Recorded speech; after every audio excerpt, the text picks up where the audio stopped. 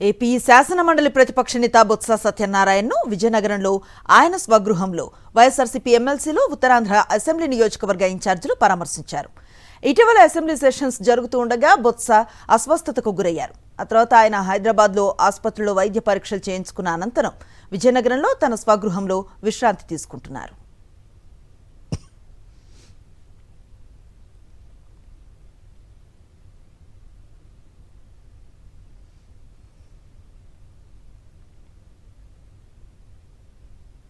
AP శాసనమండలి ప్రతిపక్ష నేత బొత్స సత్యనారాయణను విజయనగరంలో ఆయన స్వగృహంలో వైఎస్ఆర్సీపీ ఎమ్మెల్సీలు ఉత్తరాంధ్ర అసెంబ్లీ నియోజకవర్గ ఇన్ఛార్జీలు పరామర్శించారు.